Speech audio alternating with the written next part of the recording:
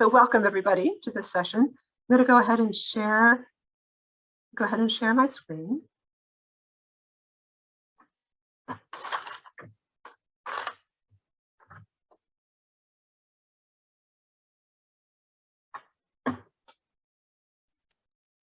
Okay, should all see some slides now?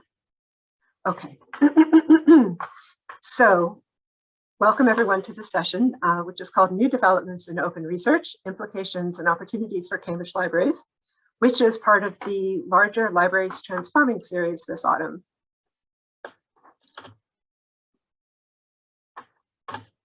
So in today's session, we aim to give you an overview of some of the most important topics in the burgeoning area of open research.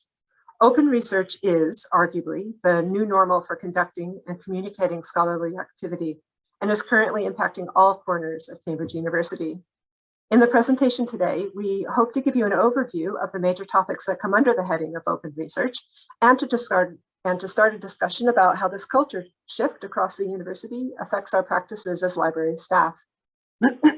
So I'm pleased and honored to be joined today by members of the Office of Scholarly Communication and the Libraries Research Support Group, who will each present on their topics for 10 minutes, which should take us right up to 4 o'clock. At that point, we will take a very short break and then reconvene for discussions about the specifics of open research and our library work. Niamh Tumilty, Head of Open Research Services, will facilitate that discussion. And as well, Laura Boxall from the OSC will be helping field questions in the chat and with technical issues, and we're very pleased she's with us today. So as we're listening to today's sessions, there are 2 questions we'd like you to reflect on as we go along. How might open research developments impact the students and researchers I work with and support? And should I change how I approach my role as a result? I will pop those in the chat in a moment so that you have them to hand during the presentations. And then just finally to let you know that the first hour of today's session will be recorded and the second hour's discussions will be summarized with notes and will be anonymized. So without further ado, let's get started. I'm going to unshare my screen now. And let's start the first presentation, which will be by Claire Sewell and will be an introduction to an overview of what we mean by open research. So take it away, Claire. Thank you, Meg. Sorry, my wireless mouse decided to choose that time to stop working. There we go. So, excuse me also because I'm a little bit croaky getting over a cold. This is going to be a very broad brush introduction. To some of you, this will be quite familiar, to others, perhaps a bit newer.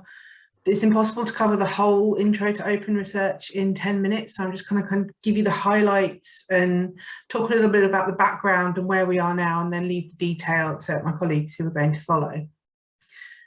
So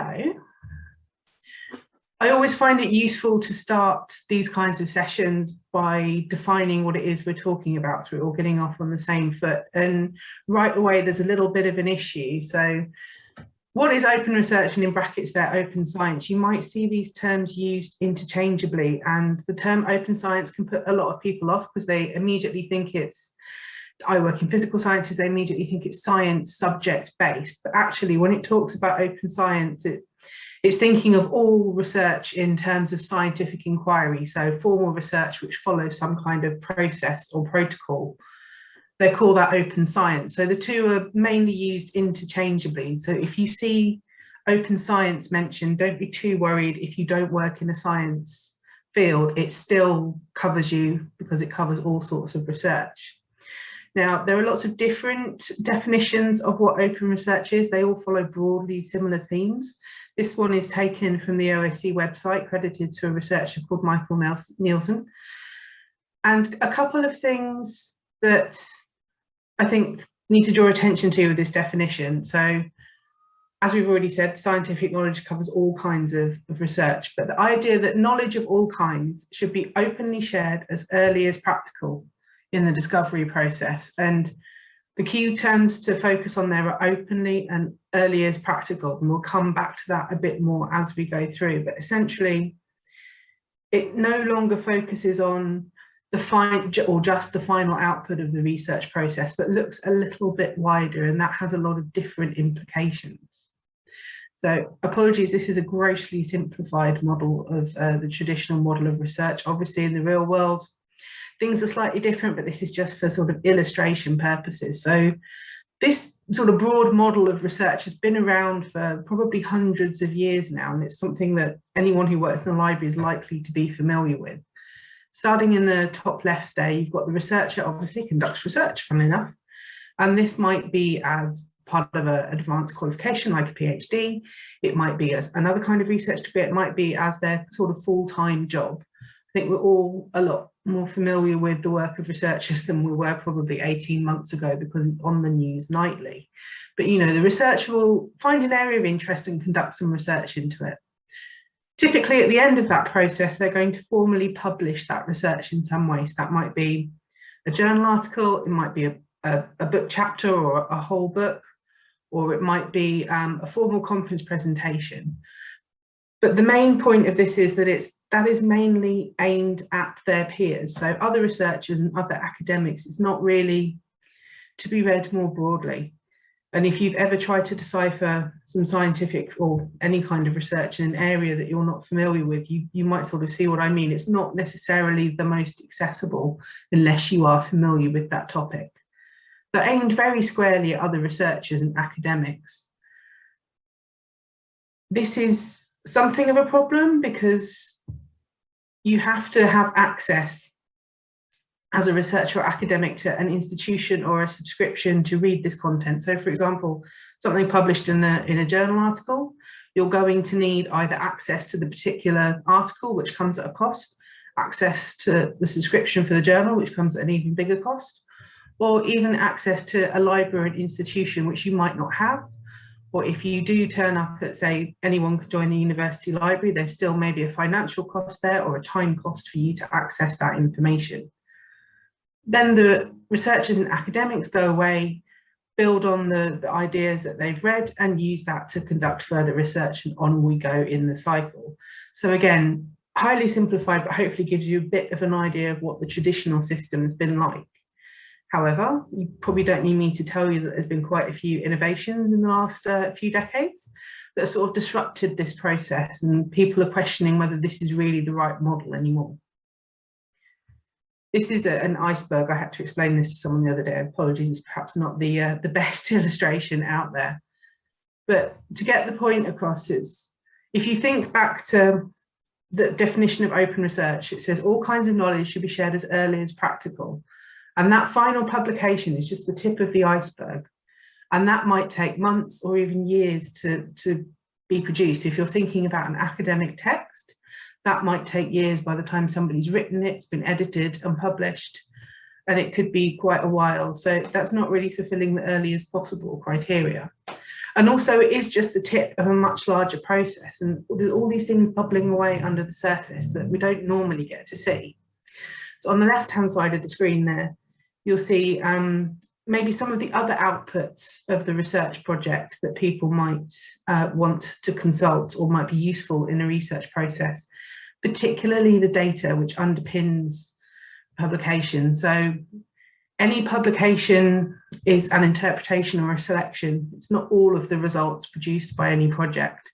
So actually, there's quite a wealth of information in the data that isn't actually shared through that publication.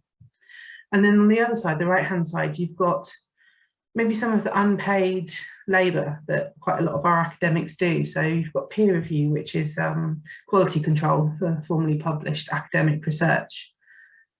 That is usually done by other academics in a similar field, usually done for free on top of their other work. And the same if you're a member of an editorial board or if you're just offering some informal help and advice to a colleague. That's all something that's being done for free. So if you think about accessing that final publication, not only are you missing out on all of that extra information, but libraries and others are paying for access when a lot of it is built on free labour, and there's been a question about whether that's fair. There are also some other concerns, and there's lots of concerns, and I could go into great detail, but I've sort of picked the top 4. That the cost of access for libraries in particular to different kinds of material has risen. You all have seen discussions about whether we should renew the Elsevier subscription, but other publishers follow similar lines. The price has just gone up and up and up. And given that there are new innovations, mainly the internet, which makes sharing a lot easier, is paying for a subscription journal the best way forward anymore? There are also other concerns about whether it's poor value for money. So a lot of this research is actually funded out of the public purse. You will have contributed through your taxes at some point to this research. And if you are an ordinary member of the public, it's actually quite hard for you to access that research. And is that fair if you've had a hand in paying for it? You know, if you just want to educate yourself in a certain area, or if you are a practitioner, so a doctor, a nurse, a teacher who is not affiliated with an academic institution, you just want to see the latest research in your area, you're sort of barred from that. So it's perhaps not the best value for money. There's also been a few issues around preserving the integrity of research. So as we said, that final publication is a selection. Looking at the data and the other processes behind that research helps to make sure that that's not a creative interpretation and that everything is as it should be, which if you're dealing with something like trials of a new medicine or a drug, is really important that you get that right. There's also something called the research reproducibility crisis, which I always struggle to say, which is the problem that a lot of researchers can't produce research created by other researchers. So they'll look at a final published paper and try and replicate what's been done, and they can't do it. So that is a bit of an issue, and they need to make sure that everything is as it should be. And people who fund the research is not gone unnoticed that things have changed, and they're sort of moving with the times. And actually many of them now mandate that, for example, papers should be published open access so anyone can read them online, that data should be shared, all these kind of things. But that comes with a larger admin burden for the researchers, which is perhaps where librarians come in. And as I said, there's really too much to cover, and I appreciate that was a very whistle-stop tour. I'm just going to leave you with these 8 pillars of open science. Again, you can substitute the word research there. And this was developed by LIRU, who are the League of European Research Universities. That always makes it sound like a superhero league when I think of it like that. Some of these topics are going to be covered by my colleagues further on, but just as a very quick run through. So fair data is just like, how do we actually share that data? How do we make sure other people can use it? So it's kind of a set of guidelines behind that. Research integrity, we've touched upon, making sure that everything's done ethically. Next generation metrics looks at different ways of evaluating the success or otherwise of research outputs that's not solely based on sort of legacy models of how we used to publish, so taking into account the new developments. And the future of scholarly communication looks at further ways in which these models could be disrupted. Moving on to the second column, you've got citizen science, which is sort of the idea that anybody should be able to access and be involved in and contribute to scientific research and inquiry, and that they should have the education and skills to do that, whether that be a researcher, a member of library staff, or a member of the public. And then just the final 2, rewards and incentives. How can we incentivize people to practice open research? And how can we change the reward system, which is again very rooted in that traditional model of publication? And the European Open Science Cloud, I confess to not completely understanding, but it's basically the infrastructure by which all of this can be made possible. So that was a really, really whistle-stop tour. I'm sorry, I probably thrown a lot of information at you in 10 minutes there, but we're going to look now in more detail at some of those areas. So I shall sign off and let the next person present. Thank you very much, Claire. That was brilliant. So following quick on our heels will be a presentation by Sasha Jones, which is about research data management. And I'm going to go ahead and bring up her presentation. Thank you. I'm having a few technical difficulties, so Meg's going to be progressing through the slides for me. Thank you, Meg. You could actually go on to the next slide. Okay. So actually Claire's summary was really fantastic because it provides some really good context behind what I'm going to talk about. So if you've ever heard any of these terms before, such as RDM, Open Data, DMP, RDM Policy, Repository, Apollo, Data Champion, and you have wondered what they mean, or perhaps you haven't wondered, but hopefully I will get across to you today what these different terms mean, because they are important. Research data is very important. It's kind of the poor cousin once removed from journal articles in terms of researchers' practice. So some of the work that we do is really trying to bring research data, the importance of managing it well and sharing it, to the fore. So next slide, please.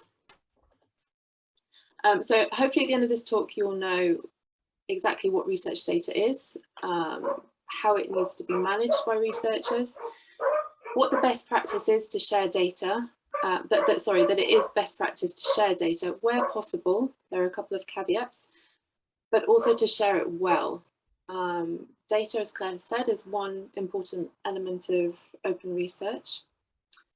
We centrally, and also with a number of collaborators, provide RDM support and services. So I'm going to tell you about those. A number of librarians already provide this support, and I can see them in the audience here. And I'll also provide you with links to find out more information on how to get involved if you're interested in doing so. Next slide, please. So what is research data? So research data is essentially the information produced or collected during the course of research.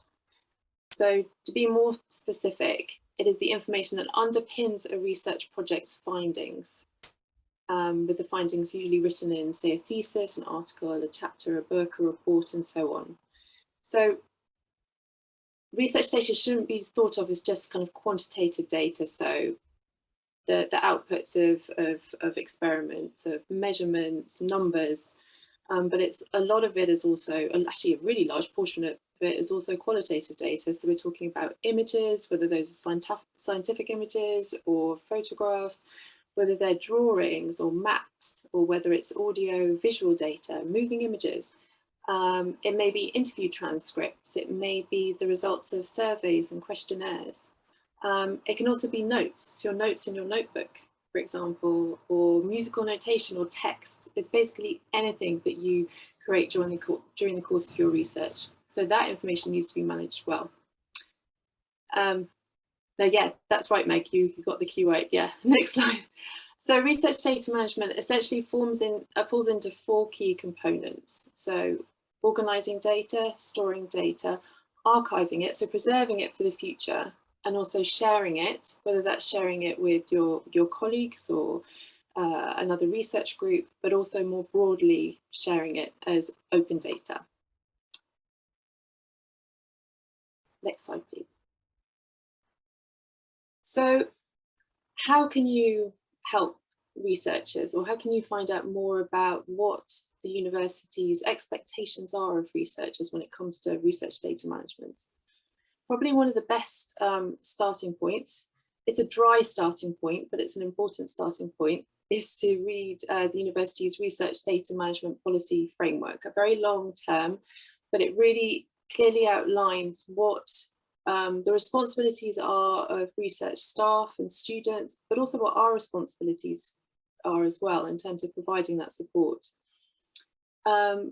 So do have a look at it. It is important, and it does get kind of neglected, I think, probably because it is slightly dry, but that's something that we can work on. But there are 2 key elements of this I'd like to focus on. So next slide, please.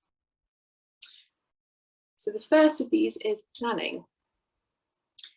So we can't underestimate the importance of creating a data management plan. So a DMP may be a term that you've heard of before. This is essentially a living document that outlines how the researcher plans to manage their data during the course of a research project, but also what they intend to do with that data afterwards as well. So in general, these are really important documents to do, but they are, I think it's fair to say that they are not, probably the majority of researchers perhaps aren't even aware that they exist, but it's more of a chore. It's another inconvenience added to researchers' sort of admin that they need to do. But it is really important, because if you plan how you're going to manage your data early on in the research project, even before it starts, then that can really set you up very, very well when it comes to sharing the data afterwards and cause you less problems down the line. So it's generally something that we encourage researchers and research students to produce anyway for every single project they do. But it is often a requirement of most major funders' grant applications that a DMP is part of that. So they will have to do them in many instances when it comes to applying for a grant.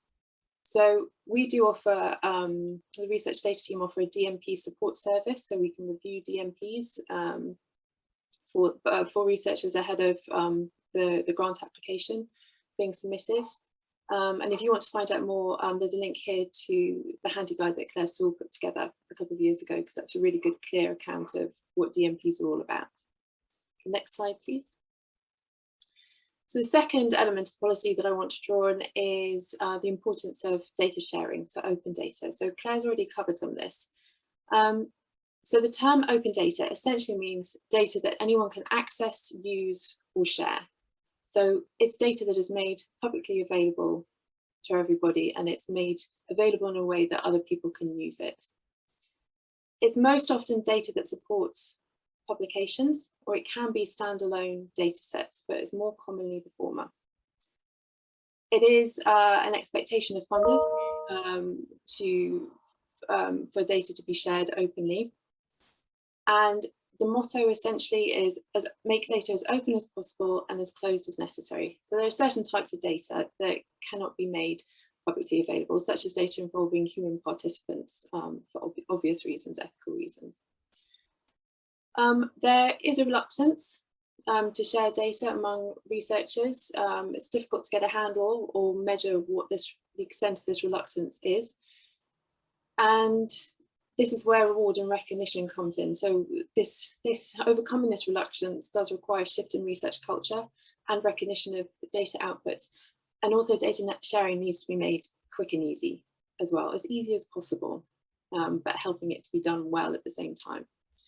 So why is it important to share data? We've already covered some of this, but essentially it accelerates progress. So it accelerates knowledge, developments, innovations. It's important that data underlying findings can be interrogated so that decisions can be based on raw data, first-hand information. So these could be political decisions or economical decisions. There have in the past been big decisions made upon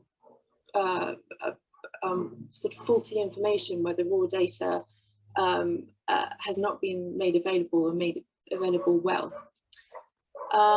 Sort of linked to that is that if data is made available, then studies can be fact-checked. So nothing is hidden, and everything is transparent, and this helps to make research reproducible by others. So it's all about the integrity of that research. Next slide, please.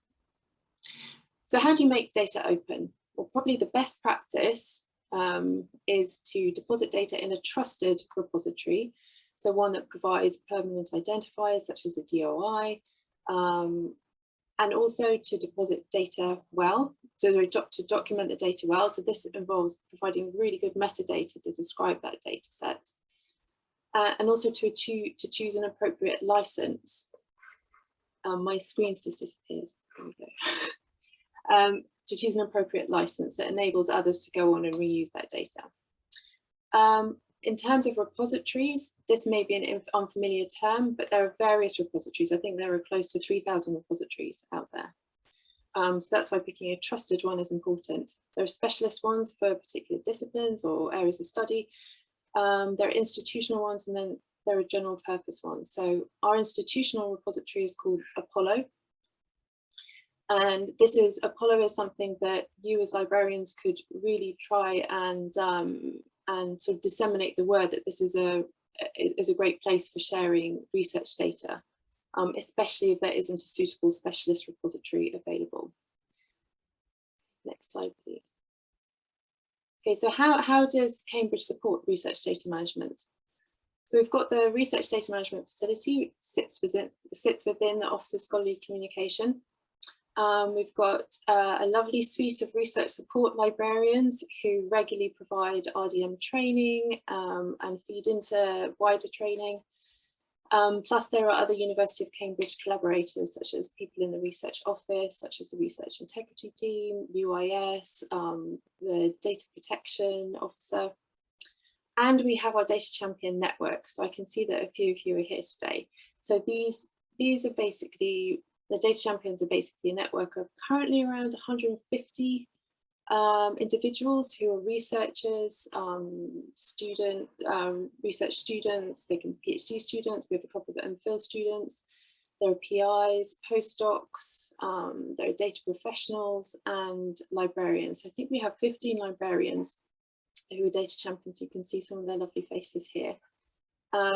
So if you want to find out more, I've put some links here. And for example, if you're interested in getting involved, for example, if you're interested in becoming a data champion yourself, then please do get in touch with us because we'd love to hear from you. Thank you, that's it.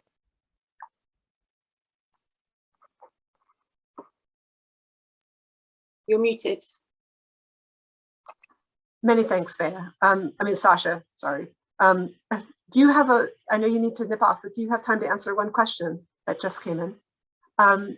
So Annie asks in the chat, can researchers generally only deposit their data in one repository, or should they deposit, for example, in Apollo and then a subject specialist repository as well?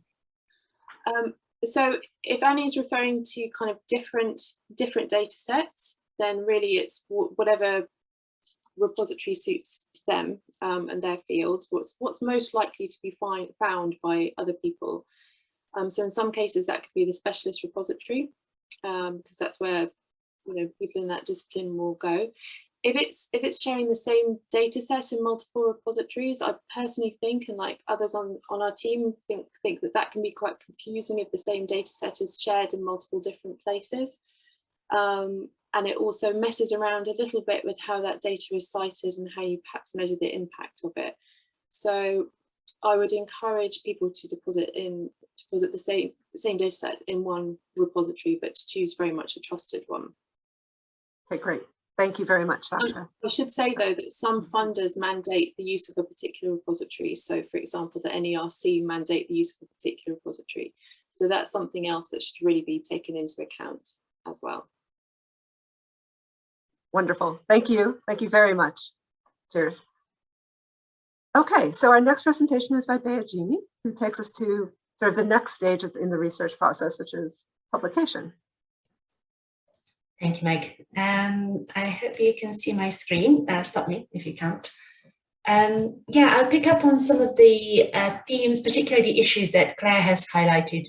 And we're talking really about open access to publications here. So a very, very quick potted history. The traditional model where readers pay to read a particular journal article made sense at the time when they were purchasing a physical copy of the journal. Not so much now that we can make almost unlimited digital copies of things at virtually no cost. And the costs are all upfront almost, the coordinating peer review and typesetting, all those things. However, the costs have not gone down, quite the opposite. They've increased much faster than inflation. And that's largely due to the fact that some large publishers, so Elsevier, Taylor & Francis, Wiley and so on, have acquired journal portfolios. A lot of these journals used to be owned by small learned societies and so on, and they've now been commercialized and create generous profits. So understandably, there's been a bit of pushback there from the research community. The 2003 Berlin Declaration was one of a few documents around that time that outlined clear principles for what people wanted for open access. And that's similar to what Sasha was saying about data. It's making it so that anyone with an internet connection can not only read, but also share and reuse content. However, even though there was so much support and most people thought this was a good idea, progress was incredibly slow and not much happened for quite a long time. Then in 2013, the EU produced quite an influential paper with some principles. There was a government paper in the UK in 2016 following an independent review. And basically policymakers decided to get behind the whole open access movement. And even so, things weren't moving as fast as a lot of people hoped or expected. So in 2018, Coalition S was formed, mainly with a sort of European steer and energy behind it, but involving funders from around the world. And these were the funders sort of putting their weight behind the principles and saying, right, we really need to move things along now, and we're going to come up with some hard rules that we want the research that we fund to follow. So I'm just going to go over these two terms. Apologies if they're already familiar to a lot of you, but just so we're on the same page. I'm going to be talking about two types of open access. Green open access is when a journal article is published in a traditional subscription journal. And so the journal publisher normally charges people to read the article. However, the author can self-archive the accepted manuscript. So same text, but without the typesetting and publisher logo and so on. They can self-archive that in a repository like Apollo. That's free for the author and for readers, but publishers often set rules around embargoes. So they say, yeah, okay, you can share it in a repository, but only after 6 months, 12, 24 months, whatever it may be. Some publishers have embraced gold open access, on the other hand, where they don't charge readers. They make the version of record, so the sort of bells and whistles, pretty version of the article, immediately open access on their own websites. There's no paywall. However, in this case, they transfer the cost to the author. So they ask the author to pay anywhere between a few hundred to a few £1,000s to make their work open access. I should say that's not the only option. There are some diamond open access journals, for example, which are free to both read and publish in, and the funds come from elsewhere, but these are the two dominant models for now. So what does Plan S say? Well, there are 10 principles that Coalition S, this group of funders, put forward. And I'm only going to cover 5 here today, just for the sake of time. The first and perhaps most important is that authors should retain the copyright of their work, which means they can then share it, ideally with the CC BY Creative Commons open license. Seems obvious, but actually in the traditional model, the journals often acquire the copyright of the article, and that's what then causes problems with sharing. The funders are also committed to putting some money behind these principles, so they're prepared to cover the fees for publication and the gold open access. And at Cambridge, we at the OSC manage block grants from some funders, which means we can cover costs under certain conditions. But Coalition S take pains to stress that they're not suggesting that gold open access is the only model. They would like to see a diversity of business models, and they're also very keen to limit the open access fees that the publishers charge. We don't want to end up continuing to pay inflationary and extortionate prices really for publication rather than to read. So there is some attempt at controlling costs that way. They see these principles as applying to books, monographs, book chapters, and so on too, but recognizing that the timeline for that is going to have to take a bit longer because the conversation just aren't at the same stage as journal articles. And they also link this with the way we assess research. And this has already come up, and I know that Yvonne's presentation talks more about DORA and metrics. But basically, we don't want to perpetuate this system where we know a researcher is good if they have a Nature paper or 2 science papers or whatever it is. It's not about the journal name or impact factor, it's about the quality of the research itself. And ideally, not just publications, but as you said, some of the other outputs too.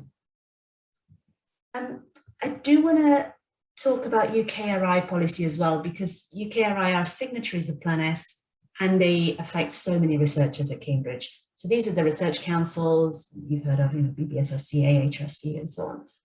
And they've announced a new policy only a few weeks ago, which will come into place from April next year for journals.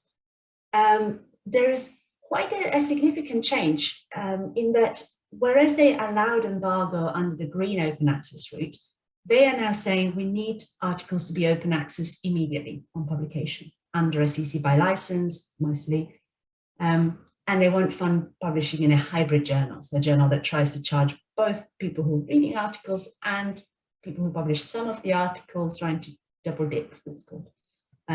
which, by the way, if you're following the Elsevier negotiations, put an interesting spin on those, because hopefully Elsevier don't want to end up in this hybrid category.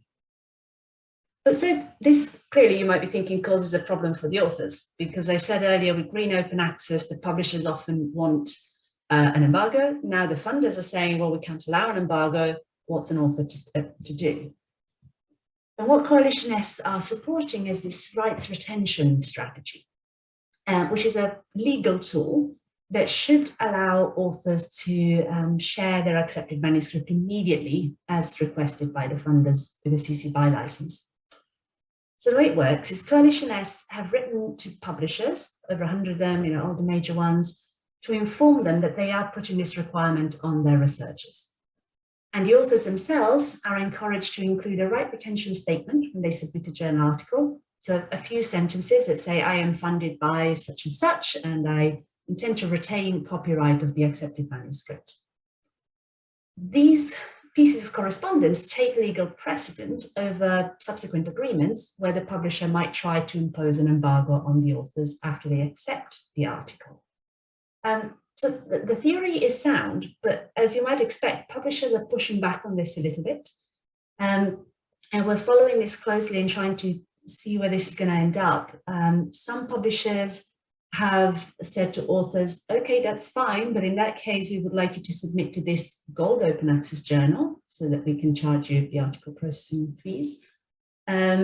We haven't heard of any publishers putting a blanket ban saying they won't accept submissions with this retention statement.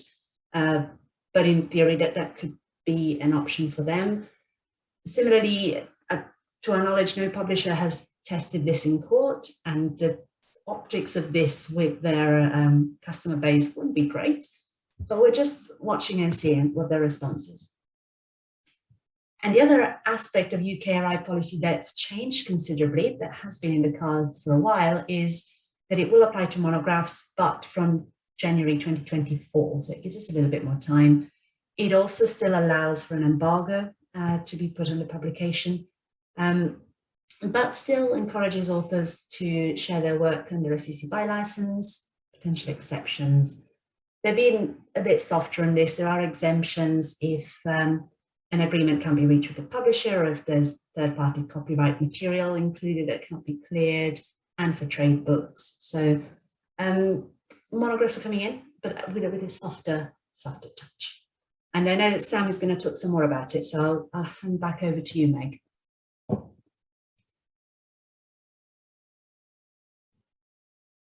You're on mute, we can't hear you. Of course. Sorry, Bea, that was absolutely wonderful. And as you say, this leads very smoothly into Sam's presentation on open monographs. So take it away, Sam. Thank you.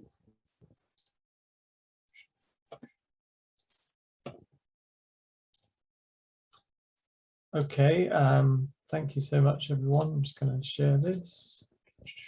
Yeah, so I'm Sam Moore. I'm the reasonably new scholarly communication specialist. I'm just going to talk about open access monographs, some of the challenges and the opportunities and the models for these forms of publication. I thought, just following on from Bea's talk, I would just jump straight into open access policies for books, just to show that this is like a real kind of hot topic at the moment. So UKRI, like we know, like Bea just described, they will now want books that they fund to be made open access, and that's a kind of a new thing, and that's quite a big thing. Similarly, we have the Wellcome Trust has kind of, they've mandated open access books for quite a few years now, in a sort of a softer approach of allowing embargoes, but they have actually been doing it for a few more years. And then Coalition S, again, who we've just heard about, they describe that their commitment is to make progress towards full open access for academic books as soon as possible, but in the understanding that standards and funding models may need more time to develop.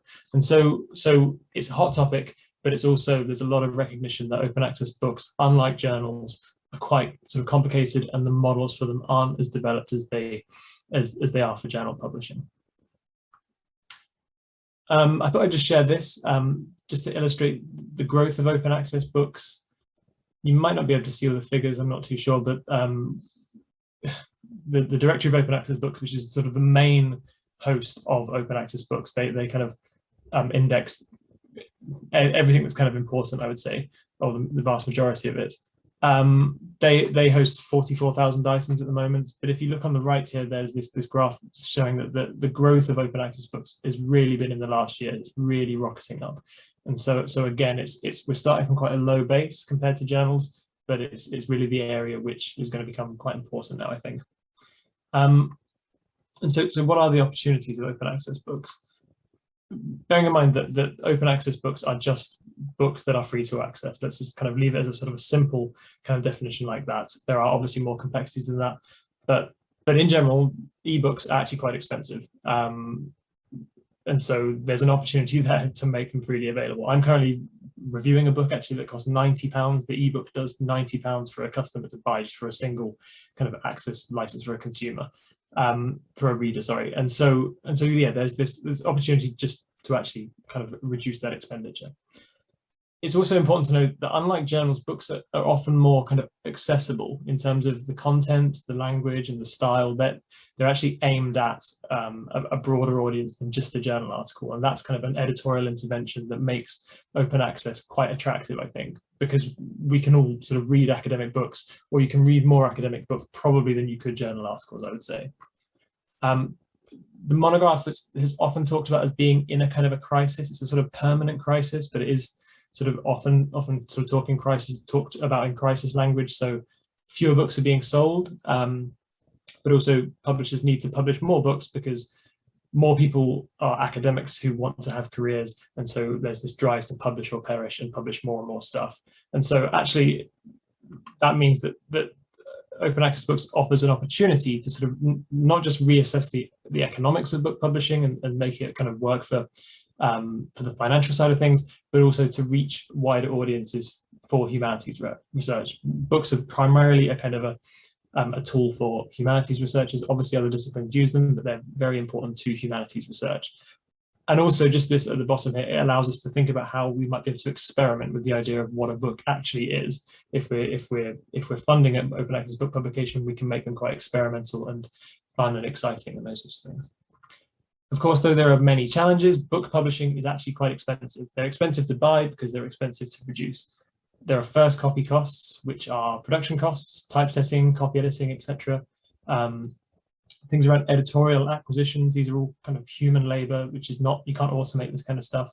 And then marketing. And so actually it's actually quite a large chunk of kind of investment on behalf of a publisher to get a book out there to begin with, a closed or an open access one.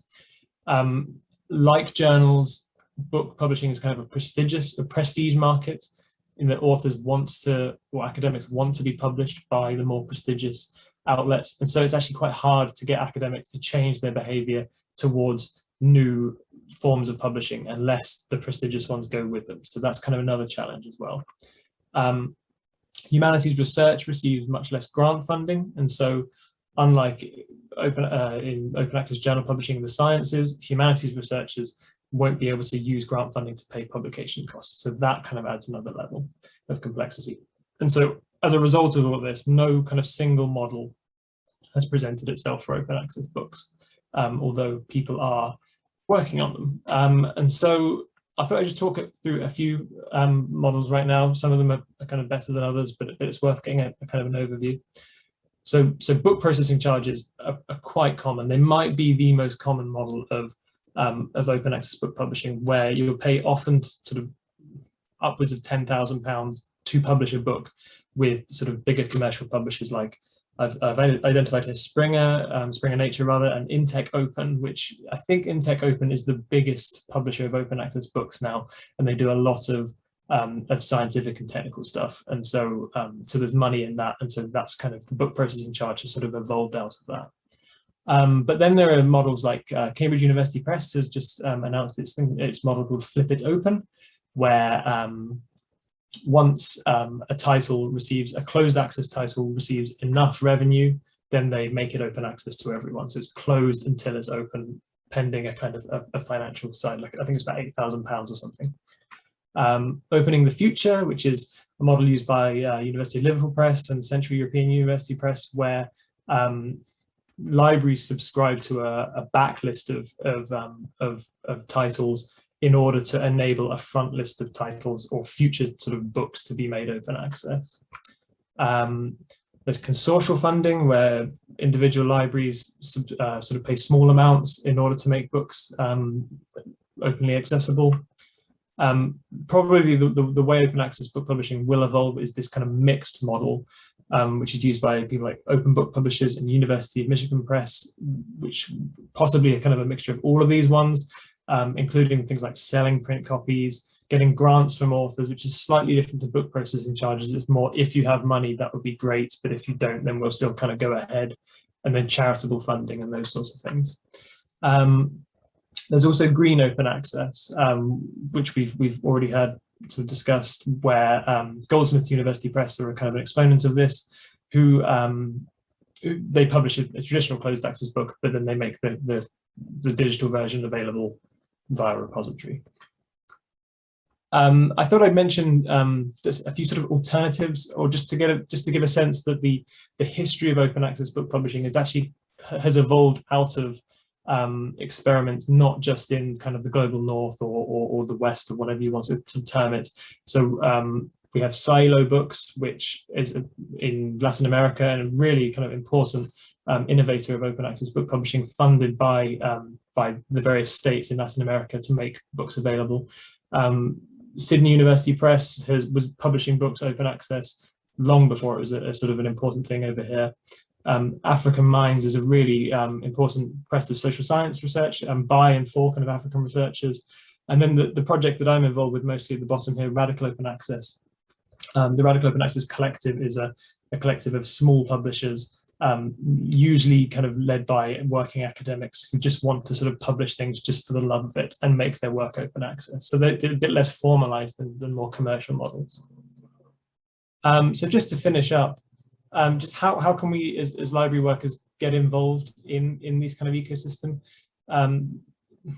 Particularly the smaller open access book publishers, they're not as adept at getting books into catalogs or getting books indexed. They have metadata issues, particularly if they haven't followed, or if the stuff, the metadata that they're coming up with doesn't communicate with the big intermediaries and distributors that we're sort of used to. So those sorts of things, sort of working with them to work out how to sort of index books better. And then exploring ways to support to pure open access book publishers, even if it's sort of buying their books. The print copies are always for sale, even if the digital version is freely available.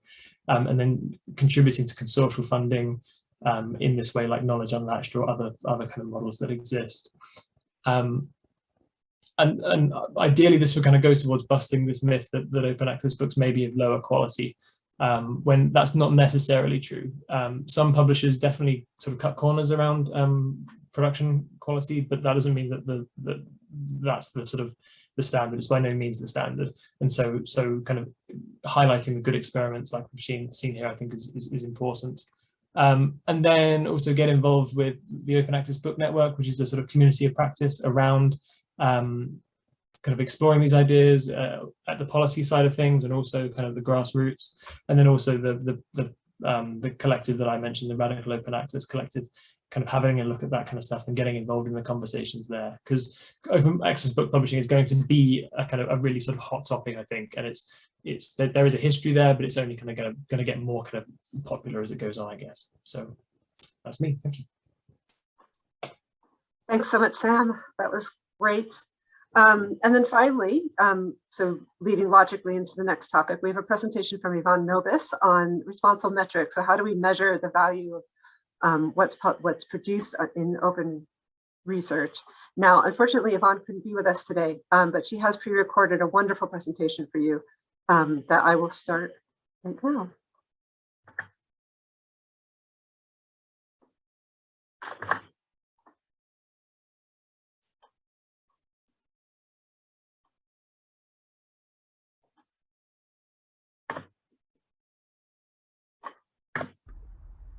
Hello and welcome to this short session on responsible metrics, and I'm very sorry I can't be here with you today. In this session we will consider different metrics and why we need them, We will look at the concept of responsible metrics, and we shall also consider how we as librarians can help our users. It's a fact that librarians have become the reluctant experts in relation to metrics, as many of the metric tools that are used currently had their origin in different research discoveries tools or citations tools with which we are very familiar. Metrics are quantitative measures used for evaluating outputs such as academic papers and publications. They can often act as an easy shorthand for attention that an article receives. Traditional methods of metrics include things like the journal impact factor, citation metrics, and the H-index. In the last few years, we've seen the growth of alt metrics or alternative metrics, and these chart the attention a paper receives in, for example, news reports, on social media, or referenced in policy papers. Metrics can be at the journal or the article level. The journal impact factor, which is probably the best known of these, states how many times journal articles in a particular publication tend to be cited. And unfortunately, it's become shorthand for the actual prestige of a journal. An equivalent product is the Elsevier Site Score, which also looks at how many times articles in a particular journal will tend to be cited. There are a wide variety of personal metric indicators, for example, citation counts, so the number of times a journal article that you've written has been cited. Even if something's been cited really highly, that does not necessarily mean it's good science. For example, the Andrew Wakefield MMR paper was widely cited as people were trying to disprove what he was saying. The H-index looks at your citations over a longer period. If you have H-index of 27, it means you have 27 papers, each of which have been cited at least 27 times. You can also have altmetrics, the number of times in an article that you've written has been cited in, for example, social media. Different sources citations include the Web of Science, Scopus, which has a basket of metrics approach, Google Scholar, Dimensions, and several discipline-specific databases, such as ADS for astronomy data. Altmetrics can be via Scopus or services such as Altmetric. So how might you use metrics? You may use them in deciding where you wish to publish. That was the traditional role of the journal impact factor. In assessing research articles, to demonstrate to funders and employers the value of your research, to use with your own profile, evidence for ref impact case studies, performance analysis as an employer, or deciding who to hire. There's a wide range of potential uses for metrics. However, now we come to the health warnings. Metrics are tricky and should not be used in isolation. They should only be used with the full knowledge of what that metric means and in the context of what that metric means. Metrics also do not count many outputs of research. For example, preprints on preprint servers are not included in formal journal metrics, and neither is computer code that somebody may have written. The reuse of research tools to benchmark are often problematic. There also is an inbuilt bias in the system. It's very difficult to get a new journal accepted in relation to the impact factor, and it's much more difficult to get a journal that isn't European or American included for impact factor. And there are huge variations across fields, and metrics can be misused.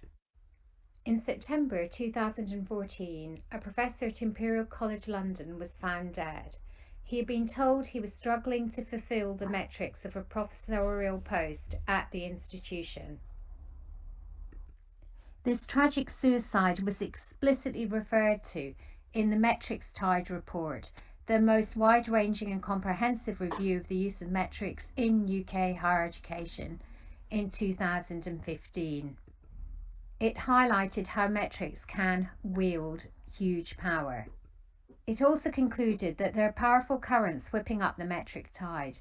These include growing pressures for audit and evaluation of public spending on higher education and research, demands by policymakers for more strategic intelligence on research quality and impact, the need for institutions to manage and develop their strategies for research, competition within and between institutions for prestige, students, staff and resources, an increase in the availability of real-time big data on research uptake, and the capacity of tools for analysing them.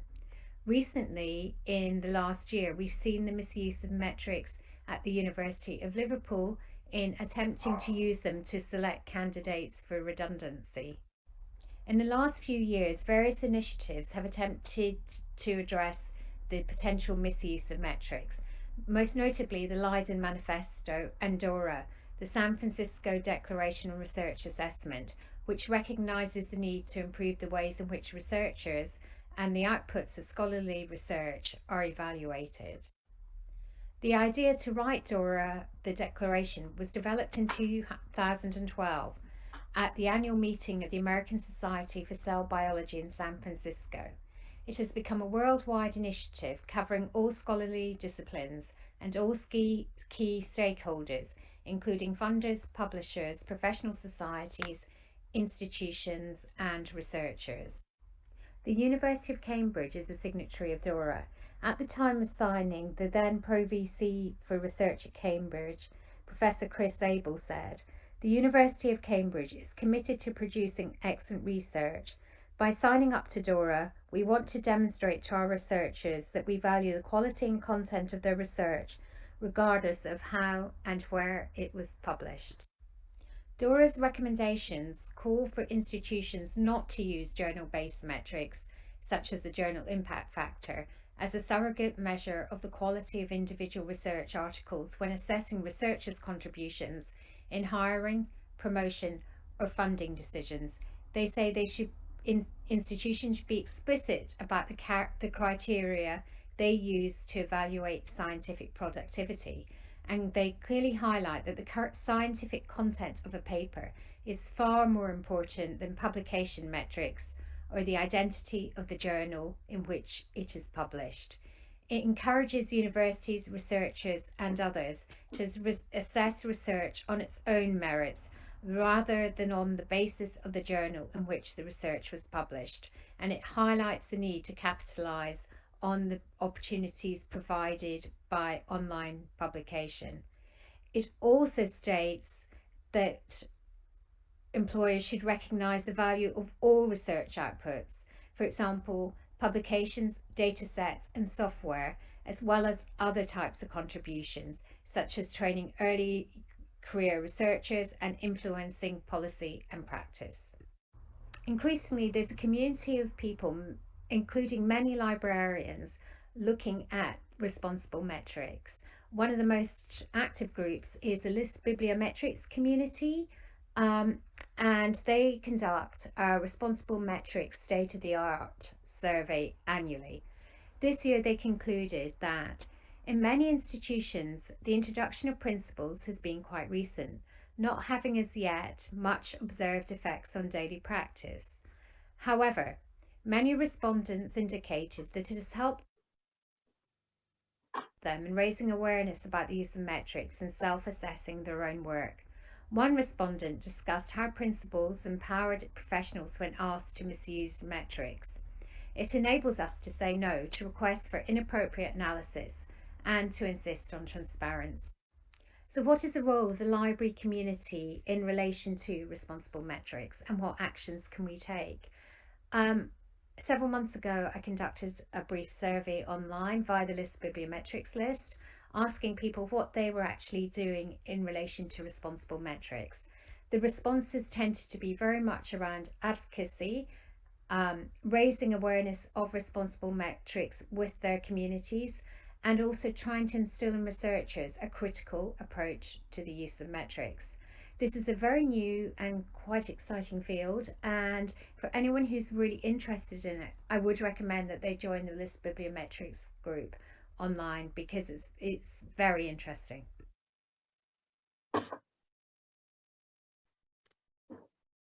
Okay, sorry for the slight bumps we had with the sound there, but I think it came through pretty clearly. So that was a whistle-stop tour through some of the major topics in open research. I hope you enjoyed it. It was recorded, so we'll be sending the recording out later, so you will have that for reference.